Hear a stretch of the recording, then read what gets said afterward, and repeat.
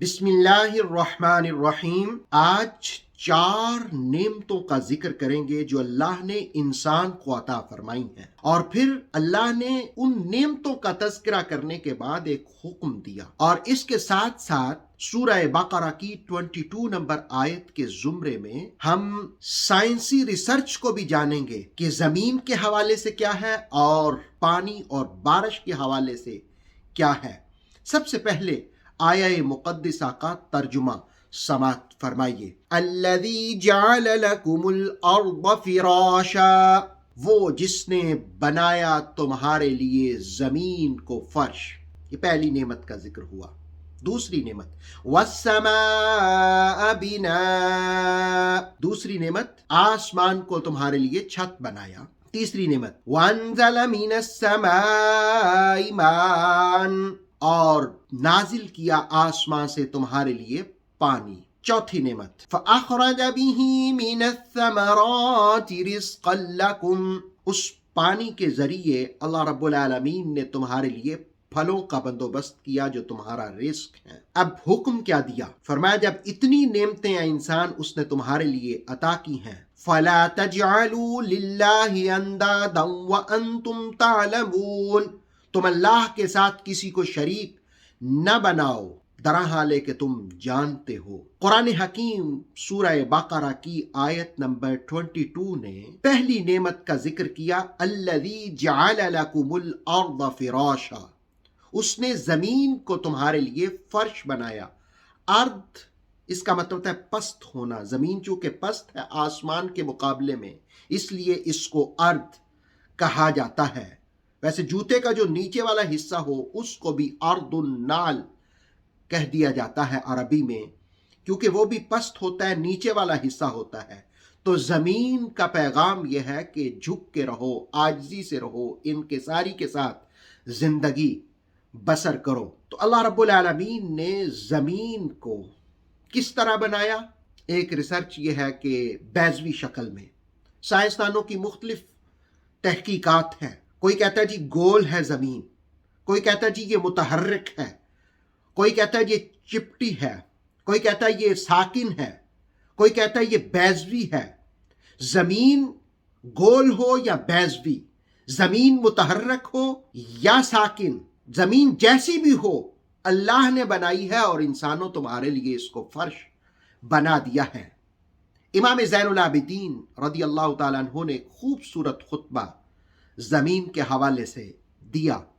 آپ نے فرمایا کہ اللہ رب العالمین نے زمین کو انسان تمہاری ضرورت کے مطابق بنایا، تمہارے موافق بنایا، تمہاری طبیعت کے مطابق بنایا۔ اگر اللہ رب العالمین زمین کو گرم بنا دیتا تو اس میں آگ پیدا ہو جاتی، اس میں جل جاتے، لیکن اس نے زمین کو گرم نہیں بنایا بلکہ نارمل رکھا۔ اور اگر یہ زمین بہت ٹھنڈی ہوتی تو اس ٹھنڈک کی وجہ سے تم منجمد ہو جاتے، برودت کی وجہ سے تم ساکت ہو جاتے۔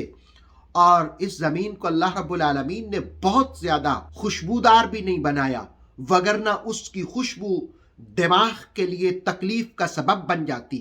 اور اس زمین کو بدبودار بھی نہیں بنایا کہ اس کی بدبو ہلاکت کا سبب بن جاتی۔ اور اس زمین کو اللہ رب العالمین نے سیال پانی کی طرح نہیں بنایا کہ اس میں انسان غرق ہی ہو جاتے، اور نہ بہت زیادہ اس کو سخت بنایا ہے۔ اگر بہت زیادہ ہارڈ اور سخت بنایا جاتا تو اس پر گھر بنانا ممکن نہ ہوتا، اس پر مردوں کو دفنانا ممکن نہ ہوتا۔ اللہ رب العالمین نے انسان کی ضرورت کے مطابق، انسان کی طبیعت کے موافق اس زمین کو بنایا۔ اللہ رب العالمین نے اس سے پہلی آیت میں جو حکم دیا تھا کہ اللہ کی عبادت کرو اس لیے کہ اس نے تمہیں پیدا کیا، اب 4 نعمتوں کا اس آیت میں ذکر کیا کہ دیکھو اللہ نے زمین کو تمہاری ضرورتوں، تمہاری طبیعت کے مطابق، تمہاری طبیعت کے موافق اس نے فرش بنا دیا ہے، جس سے تم اپنی ضروریات کی تکمیل کرتے ہو۔ جب اس کی زمین پر رہتے ہو تو اسی کی بندگی اور عبادت کرو۔ دوسری نعمت جس کا ذکر اس آیت میں فرمایا وَالسَّمَاءَ بِنَا، اور آسمان کو چھت بنا دیا۔ بنا گھر کے لیے بھی استعمال ہوتا ہے، گنبد اور قبہ کے لیے بھی استعمال ہوتا ہے، خیمے کے لیے بھی استعمال ہوتا ہے۔ یہاں اللہ رب العالمین نے آسمان کو چھت کے معنوں میں استعمال فرمایا ہے کہ اس نے آسمان کو چھت بنا دیا۔ مختلف آسمان ہیں۔ پہلے آسمان پر اللہ رب العالمین نے چراغوں کا بندوبست کیا، روشنیوں کا بندوبست کیا، چاند بھی ان میں ہے، سورج بھی ہے، ستارے بھی ہیں، بلکہ آج جدید سائنس کی جو ریسرچ ہے اس کے مطابق آسمانوں پر کئی جہان آباد ہیں۔ دوربین یا خوردبین کے ذریعے کئی سسٹم آج دریافت کیے جا رہے ہیں، اور ابھی کہا جا رہا ہے ابھی کئی سیارے، ابھی بہت ساری دنیایں جن کو دریافت کرنا باقی ہے۔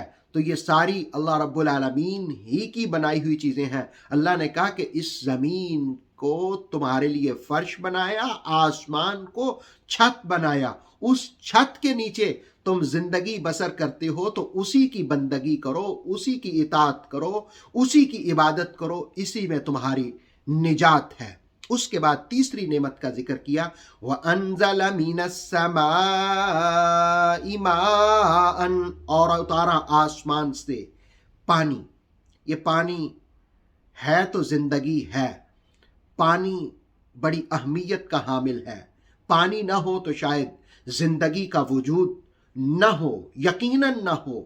اللہ رب العالمین نے پانی ایک نعمت کے طور پر ذکر کیا کہ اے انسان، یہ پانی کتنی بڑی نعمت ہے۔ اگر ایک دن بھی پانی میسر نہ آئے تو آپ خود سوچیں کیا انسان کی کیفیت ہو جاتی ہے۔ تفسیر تبصرہ میں قرآن اور سائنس کے حوالے سے یہ بات رقم کی گئی کہ صدی کے وسط میں سائنسدانوں نے جو ریسرچ کی اس کے مطابق کرۂ ارض پر پانی کی کل مقدار 32 کروڑ مکعب میل ہے، اور اس میں سے 97.2 جو پانی ہے وہ سمندر کا کھاری پانی ہے، اور 2.8 پانی جو ہے وہ میٹھا ہے، اور وہ بارشوں کا فیضان ہے۔ ندی، نالے، دریا اور کھیتوں میں آب پاشی کا نظام سارا اسی سے ہوتا ہے۔ اور جو سمندروں کا کھاری پانی ہے وہ بخارات بن کر کے تو بادل کی صورت اختیار کرتا ہے اور پھر بارش برستی ہے، اور یہ تمام ایک سائیکل کی طرح سسٹم چل رہا ہے۔ سمندر سے اٹھنے والے جو بخارات ہیں وہ نمک کو پانی ہی کے اندر چھوڑ دیتے ہیں، اور بارش جو ہے وہ پاکیزہ اور صاف پانی کی صورت میں برستی ہے جو انسانوں کی ضروریات کی تکمیل کرتی ہے۔ اللہ رب العالمین نے اس نعمت کا یہاں پر ذکر کیا کہ اس نے آسمان سے تمہارے لیے پانی برسایا۔ یہ تیسری نعمت کا قرآن حکیم نے ذکر کیا۔ چوتھی نعمت فرمایا فَأَخْرَجَ بِهِ مِنَ الثَّمَرَاتِ رِزْقًا لَكُمْ، اس نے تمہارے لیے زمین سے اس پانی کے ذریعے، بارش کے ذریعے جو آسمانوں سے برستی ہے، پھلوں کو پیدا کیا جو تمہارے لیے رزق ہے۔ بظاہر تو انسان محنت کرتا ہے، وہ فصل کے بیج بھی بوتا ہے، وہ درختوں کے پیداوار ہونے کے لیے گٹھلیاں بھی لگاتا ہے، اور درختوں کو پانی بھی سینچتا ہے، لیکن رب کائنات نے کہا کہ یہ سارا کچھ اس میں پھل دینے والا میں ہوں، رزق دینے والا میں ہوں۔ اے انسان، تیرے لیے میں نے اتنی نعمتیں عطا کی ہیں کہ زمین کو فرش بنایا، آسمان کو چھت بنایا، آسمان سے پانی برسایا، اس بارش کے ذریعے تمہارے لیے پھلوں کا رزق کا بندوبست کیا، تو تم ادھر ادھر غافل نہ ہو، تم اللہ کی بندگی کرو، اس کی عبادت کرو، اس کے سامنے جھک جاؤ۔ اور یہ 4 نعمتوں کا ذکر کرنے کے بعد اللہ رب العالمین نے حکم کیا دیا؟